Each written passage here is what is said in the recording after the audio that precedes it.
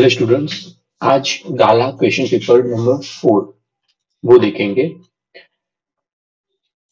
सबसे पहला क्वेश्चन, जैसे कि आप जानते हो कि एमसीक्यू है टेक्सचुअल।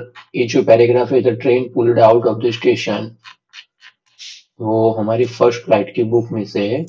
तो देखते हैं उसमें पहला एमसीक्यू कौन सा है। ओके, एमसीक्यू इस तरफ लिखा हुआ है। The phrase buried his nose in the extract suggest, buried his nose उसका मतलब होता है कोई बात में खो जाना। तो देखते हैं उसमें कौन सा आंसर है। ओके, वॉज डीपली एनग्रोस्ड, ये सही आंसर है इसका। Pranjal was not as excited to see the tea bushes as Rajveer because, क्यों प्रांजल इतनी एक्साइटेड नहीं थी? क्योंकि प्रांजल वहीं बड़ी हुई थी। Pranjal's upbringing was done amidst plantation. Okay,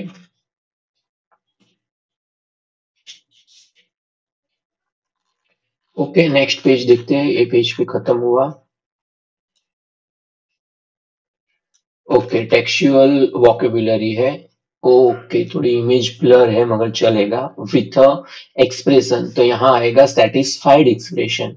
he the field of, तो 7 में आएगा रिगार्डेड द फील्ड ऑफ। फिर 8 में कॉर्न लिखा है तो वहां आएगा ripe corn with the flower.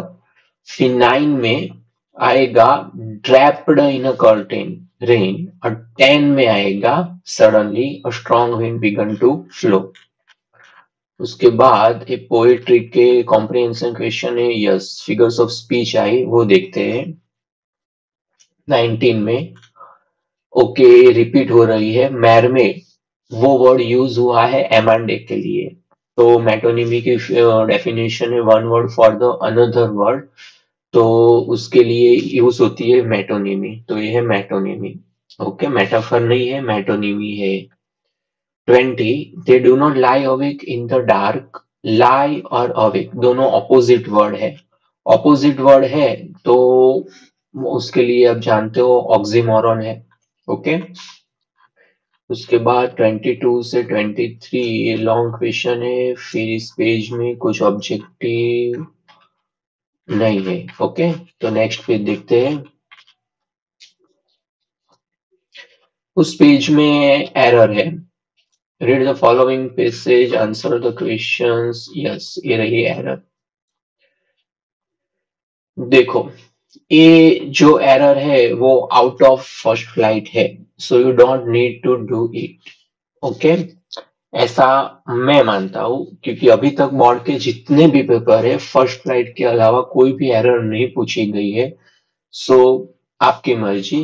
Okay, क्योंकि ये हम नहीं करेंगे, फर्स्ट फ्लाइट की ही एरर अभी तक बोर्ड में पूछी गई है। 35 ये करेंगे। Punctuate the following passage. Okay, punctuation है वो टेक्स्ट बुक में से आपको ढूंढ लेनी है क्योंकि ये भी पंक्चुएशन टेक्स्ट बुक में से ही आता है। Fill in the blanks with proper articles, conjunctions and prepositions. Paris was 39 में 150, तो उसमें आएगा about 150 kilometres.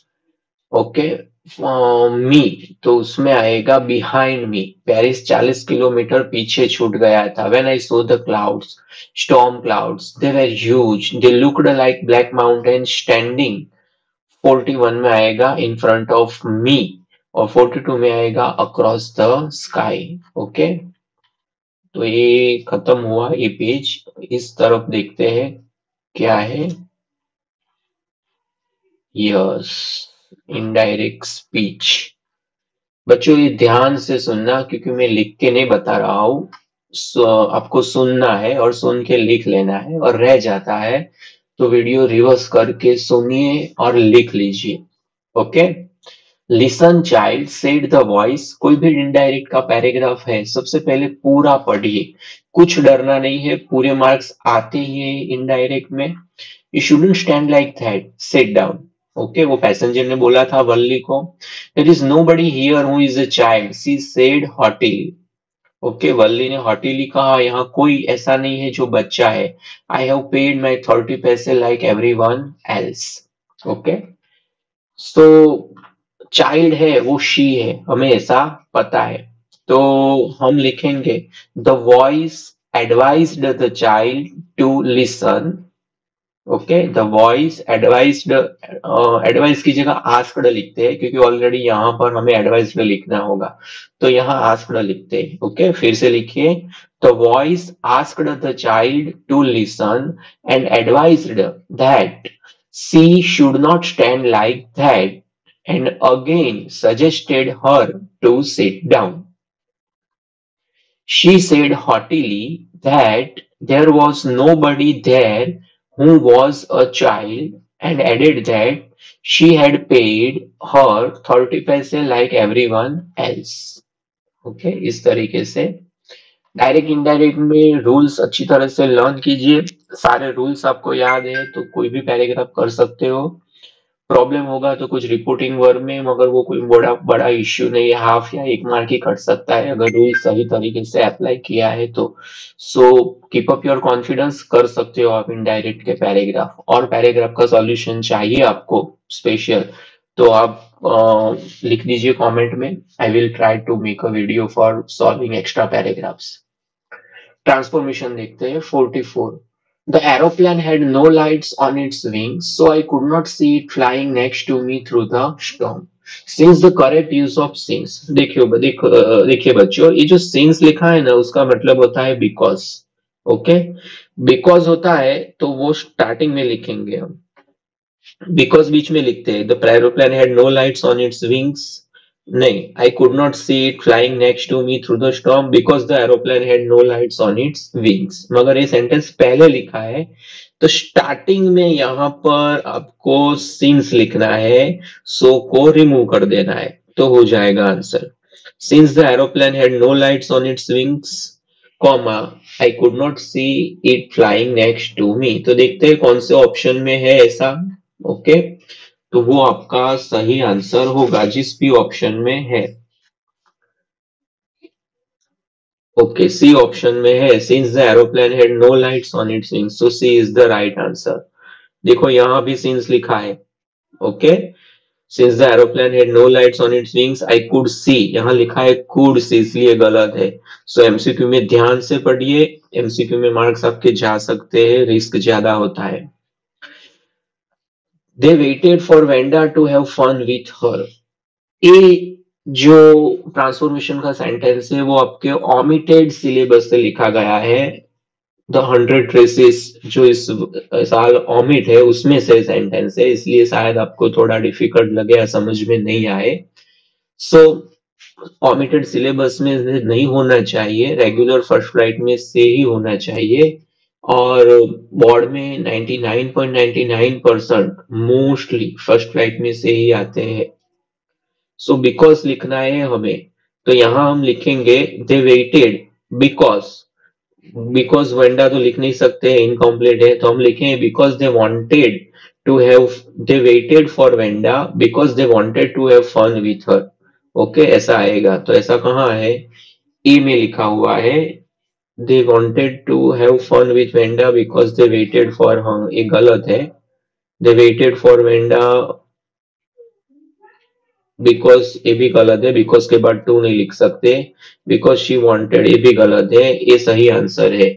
They waited for Wenda because they wanted to have fun with her. Okay, 46 I was happy to be alone high up above the sleeping countryside. Select the correct exclamatory sentence। देखो बेटा, exclamatory के लिए अगर sentence में article है ए और N तो what से बनाइए, और अगर आर्टिकल ए और एन नहीं है तो हाउ से बनाइए। और अगर आपको रूल्स पता है so don't go for MCQs, पहले आंसर बोल दीजिए फिर एमसीक्यू में ढूंढिए। How happy I was to be alone, ऐसा होगा आंसर। ओके, तो वो एमसीक्यू में ढूंढते हैं कहाँ है, ये रहा, टिक करके रखा है मैंने। How happy I was to be alone high up above the sleeping countryside. 47 what a story. देखो व्हाट अ स्टोरी, तो व्हाट रिमूव करना होगा, वेरी, रियली, इंडीड, ऐसा कुछ एक्स्ट्रा वर्ड ऐड करना होगा। ये सारे रूल समझ लो तो आपको समझ में आएगा कौन सा सही आंसर है। It was a story. क्यों गलत है? वेरी रियली इंडीड या कुछ सिमिलर कुछ ऐड नहीं किया है। दे हैड नॉट टोल्ड, ये तो एब्सोल्युटली रॉन्ग है। द स्टोरी वॉज एंडलेस, ऐसा नहीं बताया गया है एंडलेस। सो ये सही आंसर है। The story was really unbelievable. Okay, so C is the right answer. 48. She was too old to lift the bag. Select the correct sentence removing to. मतलब remove to करना है। दूसरी बात, ये आपको इस तरीके से भी पूछ सकते हैं कि इसे कॉम्प्लेक्स बनाइए, तो भी सेम आंसर होगा। सो करेक्ट सेंटेंस ये बी है। She was so old that she could not lift the bag. सो ये कंप्लीट हो गया। सेक्शन डी जो है उसमें अनसीन पैरा है, अनसीन पोएम है। ओके, वो सब आपको सॉल्व करना है। नहीं आता है तो कमेंट में लिख दीजिए, तो उसका सॉल्यूशन हम ट्राई करेंगे उसको देने के लिए। सो अब तक 4 पेपर पब्लिश हो सके। पेपर 1 और पेपर 2 और 3 में आपका अच्छा रिस्पॉन्स था, तो मैंने आज पेपर 4 भी पब्लिश कर दिया है। अगर इसमें भी आपको कुछ डाउट्स है तो नीचे लिखिए। डाउट सेशन की लिंक गूगल फॉर्म के नीचे दी गई है, उसमें आप अपने डाउट्स अपलोड कर सकते हो। और नेक्स्ट पेपर के सॉल्यूशन के लिए वेट करिए। हो सके इतना जल्दी हम पब्लिश करने के लिए ट्राई करेंगे। वीडियो को लाइक करना मत भूलिए, और सब्सक्राइब नहीं किया है तो सब्सक्राइब कर दीजिए, जिससे बोर्ड के आईएमपी वीडियो, ग्रामर के वीडियो के नोटिफिकेशन आपको टाइम पर मिलते रहे।